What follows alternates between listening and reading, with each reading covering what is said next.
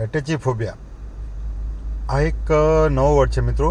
તમે કદાચ સાંભળ્યો હોય, ન સાંભળ્યો હોય, પણ કોઈ પણ વસ્તુ શરૂઆત કરવામાં કે એના પરિણામમાં આપણે ફેલ જશું તો શું, એટલે કે ઇન્ટેન્સ ફિયર ઓફ ફેલર જે બાળકોને કે ટીનેજરને હોય છે, જેને એટેચીફોબિયા કહેવામાં આવતું હોય છે.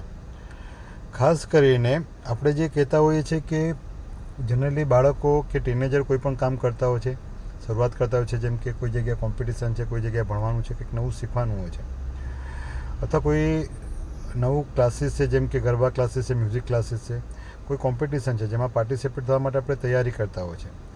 અને એ પાર્ટિસિપેટમાં થયા પછી એમને એક ડર રહેતો હોય છે કે હું આ કરીશ તો અને ફેલ ગયો તો શું થશે. આ ડર ઘણી વખત આપણે કહી શકાય કે કોમન હોય છે અને ક્યારેક ક્યારેક નોર્મલ હોય છે. જે બાબતમાં આપણને ખ્યાલ ન હોય, જે બાબત આપણી સ્કિલ ન હોય અને આપણે શીખ્યા ન હોય અને ડર લાગે તો બરાબર છે. એ શક્ય છે કે આપણે જે વસ્તુ જાણતા નથી એ વસ્તુ આપણે કરવાની થાય તો આપણને થોડો ડર પણ લાગશે, થોડી હિચકિચાટ પણ અનુભવાશે. પણ જો માની લો કે બાળકોને કે ટીનેજરને કે ઘરના કોઈ વ્યક્તિને કોઈકની હાજરીમાં અથવા બીજાની પ્રેઝન્સના કારણે કોઈ પણ કામ કરતાં પહેલાં, કોઈ પણ ડિસિઝન લેતા પહેલાં જો એને ડર લાગતો હોય કે હું આ કરીશ તો મને રિજેક્ટ કરવામાં આવશે, અથવા મને ખોટો ગણવામાં આવશે, અથવા મને ઇન્સલ્ટ કરવામાં આવશે, અને જે ડરના કારણે એ વ્યક્તિ એ ક્રિયા ન કરે અથવા પૂછીને કરે વારંવાર, તો આવી જે તકલીફ છે એને એટેચોફોબિયા કહેવામાં આવતી હોય છે. એટેચોફોબિયા ખાસ કરીને બાળકોમાં ખાસ જોવા મળે છે. એવા બાળકો કે જેના મધર ફાધરમાંથી કોઈ એક વ્યક્તિ અથવા બંને વ્યક્તિ બહુ ડોમિનન્ટ હોય, બહુ પરફેક્ટનેસ બાળકોને રાખવા માટે ઈચ્છતા હોય, બાળકોની પોતાની ઈચ્છા, બાળકોને પોતાની જરૂરિયાતો અને બાળકને પોતાના ડિસિઝન લેવા માટે એક મોકો ના આપતા હોય, અથવા માની લો કે એમને સ્કોપ ના આપતા હોય, પણ દરેક વસ્તુ એક ઓબિડિયન્સ બાળકો પ્રમાણે કે તમે ઓબિડિયન્ટ હોય એ રીતે જ કરવાનું થતું હોય, તો શું થાય છે કે બાળકોની આવા બાળકોમાં પોતાની જે આપણે કહી શકાય કે ડિસિઝન લેવાની જે શક્તિ ડેવલપ થવી જોઈએ, જેનો વિકાસ થવો જોઈએ, એ થતો નથી હોતો. તેમજ એક ડર ઊભો થાય છે. બાળક આવા મા બાપની હાજરીમાં એમના કહેવા પ્રમાણે કામ તો કરી નાખે છે, પણ એ ફિયર ડેવલપ કરે છે, અનુભવે છે, એમાં લર્નિંગ નથી કરતા. એ એક પેટર્ન હોય છે જે પેટર્નમાં લોજિકલ થિંકિંગ, તાર્કિક થિંકિંગ સિવાય એ વસ્તુ એ કરતા હોય છે. બહુ રેર કન્ડિશનમાં બાળકો આમાં શીખતા હોય છે, પણ તેની સાથે ફિયર જોડાય છે. હવે આ ફિયરના કારણે બાળક જ્યારે કોઈ પણ ક્રિયા કરવાની હોય, જેમ કે મમ્મી હું આ શર્ટ પહેરું કે ના પહેરું, મમ્મી હું આ પેન્ટ પહેરું કે ના પહેરું, મમ્મી હું આ ઊંઘી જાઉં છું તો હું હમણાં થોડી વાર માટે હોમવર્ક કરું કે ના કરું, દરેક બાબતમાં મા બાપને પૂછતા હોય છે. જરૂરી નથી કે આ બાબત દર વખતે પૂછવી. હા, કોઈક એવી બાબત હોય કે જે ખોટી ડિસિઝન લઈ શકાતો, જ્યાં એ બાળકને એની એજ પ્રમાણે ડિસિઝન ન લઈ શકતા હોય અને મા બાપને પૂછે તો બરાબર છે. પણ આજે મિત્રો આવ્યા છે, અથવા આજે રમવા બજારમાં જવું છે કે ગાર્ડનમાં રમવા જવું છે, સોસાયટીમાં રમવા જવું છે, તો મારે કયા કલરની ટી શર્ટ પહેરવી, અને એ કલર પણ મા કે બાપ નક્કી કરતા હોય, મા બાપમાંથી કોઈ એક વ્યક્તિ, અને બાળકને એની પોતાની ઈચ્છા કે પોતાનું ડિસિઝન એ રજૂ ના કરી શકતા હોય.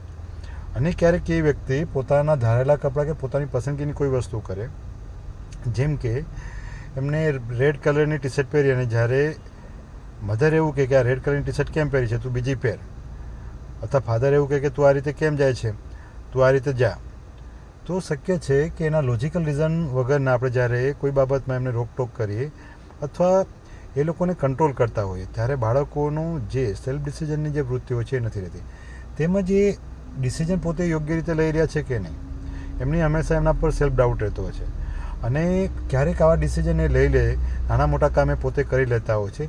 જેમ કે કિચનમાં કોઈ કામ કરી રહ્યા છે અને એ કામમાં માની લો કે કોઈ નાની મોટી ભૂલ થઈ, અને એ ભૂલ જેમ કે કોઈ વસ્તુ કિચનમાં વેરાઈ છે કે બહાર ગયા કે અને એ વસ્તુ ઘરમાં નથી લાવ્યા, અથવા માની લો કે કોઈ વસ્તુ જમતા જમતા નીચે પડી છે અને એમને સફાઈ કરવા માટે નક્કી કર્યું હોય કે હું જમીને પછી કરી લઈશ, પણ એ વેરાય ત્યારે જ માની લો કે મમ્મી પપ્પા એને સમજાવવાની જગ્યા પર ખીજાય અને ધમકાવે, તો શક્ય છે કે બીજી વખતે ક્રિયા ના કરે, અથવા કોઈ પણ વસ્તુ પોતે ઇનિશિએટ ન કરે. કેમ કે એને એક ડર રહેશે, તેમજ એને સંકોચ રહેશે, તેમજ એનો આત્મવિશ્વાસ ગુમાવી મૂકશે, અને સાથે એમને પોતાનું ડિસિઝન જે લેવાની ક્ષમતા છે એને હંમેશા પોતાના પર ડાઉટ રહેશે કે હું જે કરીશ એ યોગ્ય હશે કે નહીં, મમ્મી કે પપ્પા ખીજાશે તો નહીં, અથવા માની લો કે મમ્મી પપ્પા મને લડશે, સાથે સાથે કોઈ વસ્તુની પનિશમેન્ટ્સ આપશે તો આવા બાળકો પોતાના ડિસિઝન લઈ નથી શકતા.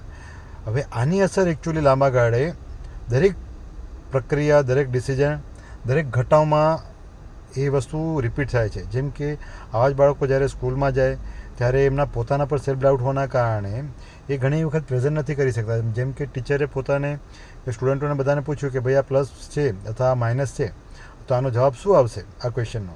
હવે આવા બાળકો જ્યારે એ ક્વેશ્ચન આન્સર સારી રીતે જાણતા હોય, એ સોલ્વ કરી શકતા હોય, તો પણ એ કહેતા ડરશે. કેમ કે એમને એવો ડર રહેશે કે હું જો આજનો જવાબ આપીશ અને જો ખોટો નીકળ્યો તો જે ઓથોરિટી છે, જેમ કે સ્કૂલમાં ઓથોરિટી ટીચર છે અને ઘરમાં મમ્મી પપ્પા છે, એ જો મને રિજેક્ટ કરશે તો, મને લડશે તો, મારું ઇન્સલ્ટ કરશે તો એ જે પેટર્ન છે, એ પેટર્નના કારણે એ ઇન્ટેન્સ ફિયર ઓફ ફેલરના કારણે આવા વ્યક્તિઓ ઇનિશિએટ કરવાનું છોડી દે છે. અને એવા વ્યક્તિઓમાં કોઈ પણ બાબતને ઇનિશિએટ નથી થતું. એ ઘરમાં આવા બાળકો એક જગ્યાએ બેસી રહે છે, આઈધર લેપટોપમાં કે મોબાઈલમાં બેસી રહેતા હોય છે, અથવા આવા બાળકો મા બાપ જ્યાં હોય ત્યાંથી એવોઇડ કરવાનું ચાલુ કરતા હોય છે, અથવા એમના બહારની દુનિયામાં મિત્રોને જઈને મળતા હોય છે અને ઘરમાં રહેવાનું ઓછું પ્રિફર કરતા હોય છે. ઇવન મા બાપ સાથે કોમ્યુનિકેશન પણ ટાળતા હોય છે. કેમ? અને મા બાપ સાથે હંમેશા એ લોકો ડરેલા અને ગુસ્સામાં રહેતા હોય છે. કેમ કે આ ડર અને ગુસ્સો થવાનું કારણ લાંબા સમયથી જે ડર છે, જેના કારણે એમને ડરના કારણે દુઃખ થાય છે, અને એ દુઃખ હંમેશા એ દબાઈને રાખતા હોય છે. એ દુઃખને દબાઈ રાખવાના કારણે એમને લાંબા ટાઈમે એંગરમાં કન્વર્ટ થાય છે. પરંતુ મા બાપ સામે એંગર ન રજૂ કરી શકવાના કારણે આવા બાળકો મા બાપને એવોઇડ કરવાનું ચાલુ કરે છે.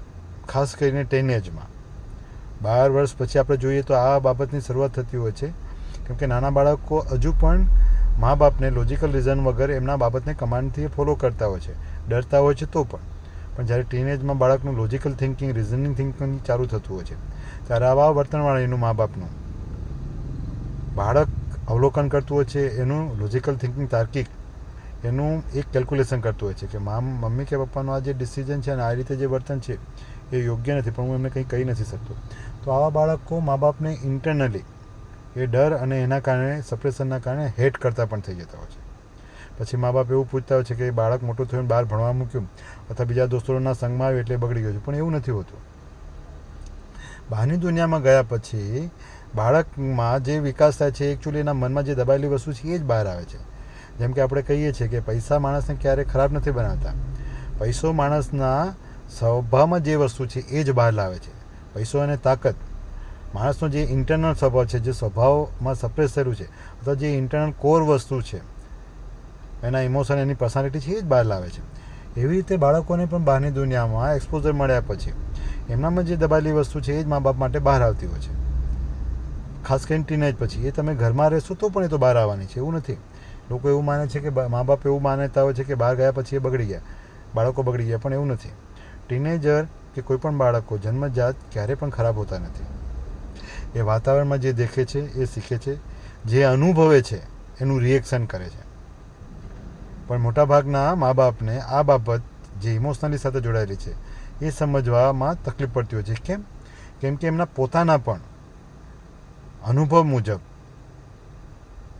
પોતાના ટ્રોમા મુજબ, એટલે કે નાનપણમાં જે અનુભવ થયા છે સારા અને ખરાબ, એ પ્રમાણે એમની પોતાની પણ પર્સનાલિટી, એટલે કે સ્વભાવ ઘડાયો છે. જો આ સ્વભાવમાં નાર્સિસિસ્ટિક સ્વભાવ હોય, એન્ટી સોશિયલ પર્સનાલિટીવાળા સ્વભાવવાળા હોય, અથવા માની લો કે ક્લસ્ટર બીમાં હિસ્ટ્રિયોનિક કે બોર્ડરલાઇન સ્વભાવ હોય, કે એવોઇડન્ટ સ્વભાવ હોય, એક્સ્ટ્રોવર્ટેડ હોય કે ઇન્ટ્રોવર્ટેડ હોય, આવા સ્વભાવધારા પેરેન્ટ્સ હોય, તે દરેકના વ્યક્તિત્વની અલગ અલગ ઝલક બાળકો પરસીવ કરે છે, એટલે કે અનુભવ કરે છે, અને એ મુજબ એ લોકોમાં એ રિફ્લેક્શન આવે છે. એટલે ઘણી વખત એવું આપણે કહીએ કે બચ્ચાઓ જે છે એ પરસીવ કરે છે જે ઇમોશન છે એને, જે તમારા મા બાપમાં વર્તનમાં, વાણીમાં જે ઇમોશન છે. ઇવન ઘણી વખત મા બાપ જે બંનેનું ટ્યુનિંગ હોય છે એ પણ એ લોકો પરસીવ કરતા હોય છે. આ પરસેપ્શન જો અનહેલ્ધી હોય તો એ નેગેટિવ સાયકલ એકચ્યુઅલી બાળકોમાં નેક્સ્ટ જનરેશનમાં પાસ થાય છે. ઘણી વખત મા બાપ પોતે એવું માનતા હોય છે કે અમારામાં ક્યાં વાંધો છે. આજે જે કે એવા ક્લાયન્ટ આવ્યા હતા, જે ક્લાયન્ટના ડોટર પોતે પર્સનાલિટી ક્લસ્ટર બી પર્સનાલિટી ડિસઓર્ડરથી સફર થઈ રહ્યા છે. એમને એવું માનવું છે અને અનુભવી રહ્યા છે કે મારા મમ્મીએ મને ક્યારેય ટાઈમ નથી આપ્યો, મને ક્યારે હૂબથી કે પ્રેમથી વાત નથી કરી. કેમ કે મોટાભાગે એમની જે જોબ હતી એ 9 to 5 જોબ હતી ટીચિંગ લાઇનમાં, તો એ મારા માટે સમય નથી કાઢી શક્યા.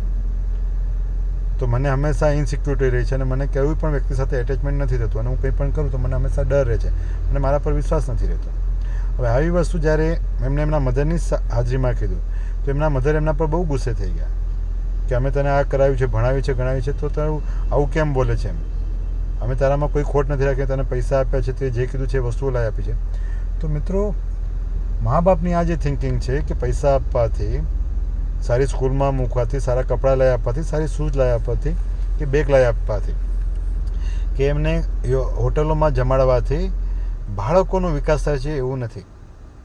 બાળકોનો વિકાસ માનવના મૂલ્યો એટલે કે ઇમોશન મેનેજમેન્ટ, સહાનુભૂતિ, પોતાની લાગણીઓને, પોતાના વિચારોને સમજવાની શક્તિની ડેવલપ કરવાની, બીજાના માટે લાગણીઓ સમજી શકવાની અને બીજાને મદદ કરવાની, માનવતાના જે મૂલ્યો જો શીખવાડવામાં આવે અને એમના પોતાના હૂપ અને પ્રેમ એમને આપવામાં આવે, જેનાથી એમનો આત્મવિશ્વાસ વધે, એમનો કોન્ફિડન્સ વધે, તેમજ એમની કહી શકાય કે કોઈ પણ પરિસ્થિતિ છે એને સામનો કરવાની જે શક્તિ છે એ વધે. તો એવા બાળકો બહારની દુનિયામાં ગમે ત્યાં જાય, એ બગડવાના નથી. એ ગમે તેવી પરિસ્થિતિ આવશે તો એ લોકો સામનો કરશે, ટકી લેશે. એવું નથી કે એમને તકલીફ નહીં પડે, પણ એ લોકો ટકી જશે. એ દરેકના રિલેશનને સાચવી લેશે. એ પોતાની સાથેના લોકોને, સંબંધોને પણ સાચવી શકશે. પોતાની સફળતા અને નિષ્ફળતાને પણ એ સાચવીને ફેસ કરશે. પરંતુ જો મા બાપ પોતાના સ્વભાવને ન સમજી શકે અને જો માનેલો કે એ જ વસ્તુ ટ્રાન્સફર કરે, પોતાની નેગેટિવ વસ્તુ, પોતાનો ડર, પોતાના ડરના કારણે જે ડોમિનન્સી છે, કંટ્રોલ કરવાની ભાવના, બાળકોની લાગણીઓને ન સમજવાની ભાવના, તેમજ એક ખાલીપો જે મા બાપનો છે પોતાનો, અને જેમાં બાળકોને એ લોકો પોતાના એક કચરાપેટી બનાવી દેતા હોય છે કે મારી જે ઇમોશન છે અમારા પર્સનલ લાઈફના, એમની ચાઇલ્ડહુડ એક્સપિરિયન્સના, એમની સામાજિક જવાબદારીઓના કારણે જે ટેન્શન થતા છે, એ જે ટેન્શન છે એ બાળકોના મગજમાં ઠાલવી દેવું અથવા એના ઉપર નાખીને એમનો ગુસ્સો કાઢવો, પ્રોજેક્ટ કરવો, તો આવા બાળકોમાં બહુ તકલીફ પડે છે. તો મિત્રો, ખાસ કરીને આ જે એટેચિફોબિયા જે છે એ ખાસ કરીને નાર્સિસિસ્ટિક સ્વભાવના જો મા બાપ હોય તો એવા બાળકો, એમના બાળકોને આવી તકલીફ થવાની શક્યતા બહુ વધારે છે. તો દરેક મા બાપ જો પોતાના સ્વભાવને સમજવાનું ચાલુ કરે અને એને હીલ કરવાનું ચાલુ કરે તો શક્ય છે પાસો ન થાય નેક્સ્ટ જનરેશનમાં, જેનાથી આપણા કુટુંબ, આપણું સંસાર અને આપણું ઘર સુખી થઈ શકે. તો આ એક નાનકડો પ્રયત્ન છે, આમાં કોઈને પર્સનલી એલિગેશન નથી. આ ફક્ત ને ફક્ત જાણકારી માટે છે કે જેનાથી સમાજ અને પોતાનું ઘર અને કહી શકાય કે ભારત દેશના તમામ નાગરિકો અને દરેક બાળકોને નુકસાન ન થાય ઇમોશનલી, સોશિયલી, અને પેરેન્ટનું હૂપ અને પ્રેમ મળી રહે, તેમજ next healthy generation pass on કરે, એ નેક્સ્ટ જનરેશન છે હેલ્ધી બને, એના માટે એક પ્રયત્ન છે. હું છું ડૉક્ટર મુકુંદરાય, લુણાવાડા ખાતે ઉર્મી માઇન્ડ એન્ડ બ્રેન હોસ્પિટલમાં છેલ્લા 15 વર્ષથી એઝ એ ન્યુરોસાયકેટ્રિસ્ટ, કન્સલ્ટન્ટ ન્યુરોસાયકેટ્રિસ્ટ તરીકે કામ કરું છું, તેમજ active listener and couple therapist, psychotherapist તરીકે હું કામ કરું છું. જો તમને આ બાબતમાં તમારા બાળકો માટે કોઈ આવી હેલ્પની જરૂરિયાત હોય તો તમે મને ચોક્કસપણે કોન્ટેક્ટ કરી શકો છો. ઇવન તમને તમારા પર્સનાલિટી વિશે તમારે જાણવું હોય, તમારા પર્સનાલિટીની ખામી વિશે જાણવું હોય, તો તમારી પર્સનાલિટીમાં કોઈ એવી તકલીફ છે જે સેટ નથી થઈ રહી, તો તમે મને કન્સલ્ટ કરી શકો છો. કાઉન્સેલિંગ માટે કન્સલ્ટિંગ કરું છું. મારો નંબર છે 9727719156. Thank you.